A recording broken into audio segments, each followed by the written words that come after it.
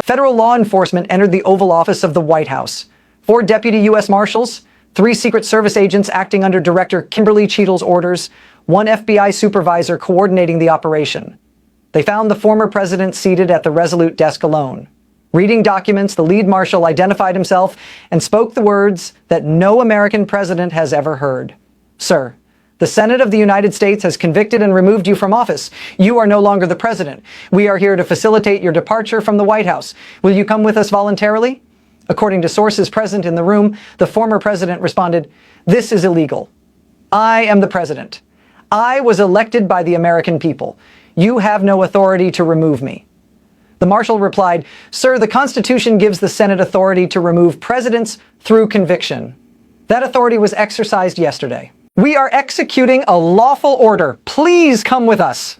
At 4:03 a.m., 16 minutes after federal agents entered the Oval Office, the former president walked out of the White House for the last time, not voluntarily, under protest, flanked by U.S. Marshals into a standard black government SUV, not Marine One, not a presidential motorcade. And for the first time since the constitutional crisis began, the White House was no longer occupied by someone the Senate had removed from office. Subscribe to this channel right now, because what I'm about to walk you through is not a political victory or a political defeat. This is the moment the American constitutional system proved it can enforce its most serious remedy. Even when a president refuses to accept it, turn on notifications. Set them to all. Because the question now isn't what happened last night. It's what kind of country emerges from this crisis. The 12-hour standoff from conviction to removal. Between the Senate's conviction vote yesterday evening and the physical removal at 3:47 this morning, 12 hours elapsed. Those 12 hours tell the story of how the standoff ended and how close it came to ending differently. 6:23 p.m. Marshals arrived blocked at the gate. U.S. Marshals arrived at the White House Northwest Gate carrying the Senate's removal order. They were blocked by Secret Service agents loyal to the former president. The agents refused to allow federal law enforcement onto the grounds. That standoff, federal marshals on one side, Secret Service agents on the other, both claiming constitutional authority, continued through the evening. 8:47 p.m. Director Cheatle arrives personally. Secret Service Director Kimberly Cheatle arrived at the White House in person. She entered through a secure entrance and met directly with agents on the Presidential Protection Detail. According to sources, she told them, "The Senate has removed him. He is no longer the president. Our oath is to the Constitution, not to any person. We will not prevent the lawful execution of a Senate conviction. Any agent who obstructs federal law enforcement from executing lawful orders will be terminated and potentially prosecuted." That statement from the director of the agency that protects presidents drew the line. The Secret Service protects the office, not the individual. And the individual in the White House was no longer the office holder. 9:34 p.m. agents begin to leave. 3 agents assigned to the former president's detail left the White House and joined the protection team for the new president.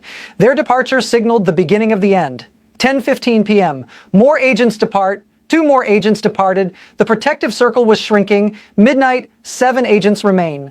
By midnight, only 7 Secret Service agents remained with the former president inside the White House, and those 7 were wavering. 1:47 a.m. The final order. Director Cheatle met with the remaining 7 agents and issued a direct order. Stand down, allow the marshals to enter, facilitate departure or resign immediately, and face disciplinary action. No ambiguity, no negotiation, comply or face consequences. 2:34 a.m. The last holdout stand down. The final holdout agent stood down. The path was clear for federal law enforcement to enter the White House. 3 a.m. The operation plan is finalized. The U.S. Marshal Service, coordinating with Secret Service and FBI, finalized the entry plan. 4 marshals would enter the Oval Office. 3 Secret Service agents would accompany them to demonstrate that the Secret Service supported the operation. FBI would secure the perimeter. The goal was peaceful departure, but the marshals were authorized to use necessary force if the former president physically resisted. 3:47 a.m. They entered the 16 minutes inside the Oval Office. The confrontation inside the Oval Office lasted 16 minutes. The former president was not alone when agents entered. 2 personal aides were present, along with 1 private attorney and 1 remaining political advisor. All 4 were asked to leave the room. They complied. The former president was then given the choice: leave voluntarily or be escorted. According to sources, he stated, "I will not leave voluntarily. If you remove me, you are violating the Constitution and committing an illegal act. I will fight this in court. I will take this to the American people, but I will not walk out of this office of my own free will. The lead marshal responded, "Sir, we understand your position, but the law is clear. The Senate convicted. You are removed. We are obligated to execute that removal. We prefer this to be peaceful. Will you walk with us, or do we need to physically escort you?" The former president stood. He gathered some personal items from the desk, papers, a phone, a photograph, and he spoke what may become the most studied words of his presidency. "You are making a historic mistake. The American people will not forget this. I am being removed illegally, but I will not give you the satisfaction of dragging me out. I will walk, but under protest, and this is not over." At 4:03 a.m., the former president walked out of the Oval Office flanked by U.S. Marshals. Secret Service agents who had stood down watched silently as he passed. He walked down the hallway through the West Wing and out to the South Lawn. A government vehicle was waiting. Not Marine One, not a presidential motorcade, a standard black SUV. The former president got in the back seat. The vehicle departed the White House grounds, and for the first time since the crisis began, the White House was empty of anyone the Senate had removed from office. Drop a comment right now. Tell me, do you believe this removal was constitutional, or was the former president right that it was illegal? I'm reading every response because this question will be debated for generations. The new president enters at 4:15 a.m., 12 minutes after the former president departed. The new president entered the White House for the first time as president, not as acting president, not as vice president, as president, confirmed by Senate conviction and removal of the predecessor. The new president walked into the Oval Office, sat at the Resolute desk, and issued the first executive order. All federal agencies are directed to resume normal operations under the lawful chain of command. The constitutional crisis is over. The government will function. That order went to every cabinet department, every federal agency, every military command. The message was unambiguous. There is one president. The crisis has ended. Move forward. 6:08 a.m., the first national security briefing. The new president held the first morning national security briefing in the Oval Office. The chairman of the Joint Chiefs presented the overnight threat assessment. The director of national intelligence briefed on global developments. The Secretary of Defense reviewed military posture.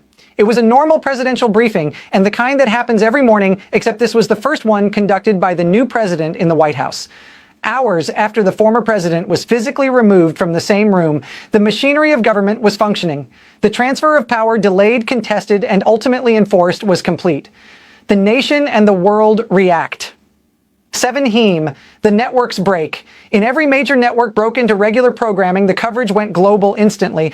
Every major international news organization led with the same story. A U.S. president convicted by the Senate had been physically removed from office after refusing to leave. Video showed the government vehicle leaving the grounds at 4:03 a.m.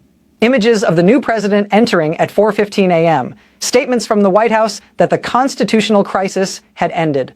The world was watching, and the world was processing something that had never happened in 234 years of American history.